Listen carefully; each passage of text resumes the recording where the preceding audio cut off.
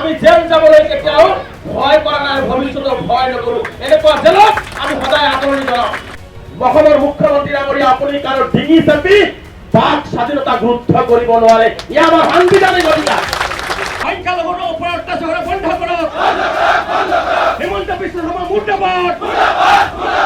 সংখ্যালঘু অধ্যুষিত অঞ্চলত সভা সমিতি কৰি ঠাই নিৰ্ধাৰণ কৰি যাতে হাজাৰ হাজাৰ সংখ্যালঘু ৰাইজে সংখ্যালঘুৰ নেতৃত্বৰ বাবে ওলাই আহে। ওয়াকাফ সংশোধনী আইন 2025 বাতিল কৰক। অসমৰ মুখ্যমন্ত্ৰী হিমন্ত বিশ্ব শৰ্মা ডাঙৰীয়াই কেৱল মাত্ৰ ধৰ্মীয় সংখ্যালঘু আৰু মুছলমান দেখাৰ কাৰণে আজি টাৰ্গেট কৰি লৈছে। ওয়াকাফ সংশোধনী আইন 2025 বাতিল কৰক। ওয়াকাফ সংশোধনী আইন 2025 বাতিল কৰক। নৰেন্দ্ৰ মোদী মুৰ্দাবাদ।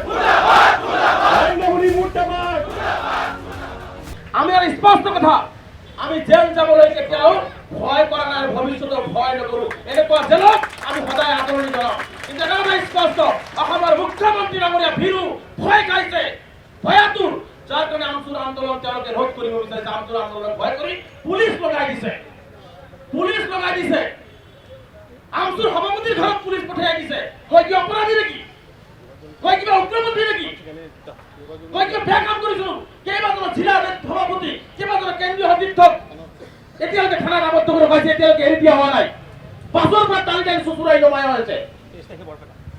গতিকে এটা কথা স্পষ্ট কৰি দিছো, অসমৰ মুখ্যমন্ত্ৰী ডাঙৰীয়া, আপুনি কাৰো ডিঙি চেপি বাক স্বাধীনতা গুৰুত্ব কৰিব নোৱাৰে। ইয়া আমাৰ সাংবিধানিক অধিকাৰ। গতিকে মই স্পষ্টভাৱে কৈছো যে ওয়াকফ আইন যিটো এমেণ্ডমেণ্ট এক্ট যিটো আনিছে এইটো সম্পূৰ্ণ বাতিল কৰিব লাগে। আমাৰ অধিকাৰ আমাক সুৰক্ষিত কৰি ৰখাৰ ব্যৱস্থা গ্ৰহণ কৰিব লাগে। আজি অসমৰ কেইবাটাও সমস্যা লৈ আমি ইয়াত আন্দোলন কৰিছো।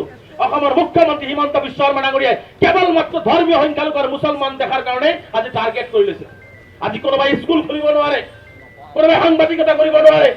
সেই জিলা সমিতিৰ সভাপতিবিলাকে কাইলৈৰ পৰাই জিলা আয়ুক্তৰ জৰিয়তে অনুমতি বিচাৰি কাইলৈৰ পৰাই জিলাত কচুকে কোনে সংখ্যালঘু অধ্যুষিত অঞ্চলত সভা সমিতি কৰি ঠাই নিৰ্ধাৰণ কৰি যাতে হাজাৰ হাজাৰ সংখ্যালঘু ৰাইজে সংখ্যালঘুৰ নেতৃত্বৰ বাবে ওলাই আহে, তাৰ কাৰণে কাইলৈৰ পৰা কাম কৰিবৰ কাৰণে এইকেইখন জিলা সমিতিক মই নিৰ্দেশ প্ৰেৰণ কৰিলো।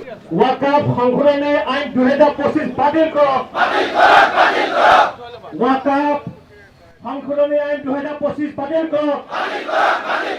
নৰেন্দ্ৰ মোদী মুৰ্দাবাদ। নৰেন্দ্ৰ মোদী মুৰ্দাবাদ। বিজেপি চৰকাৰ মুৰ্দাবাদ। বিজেপি চৰকাৰ হায় হায়।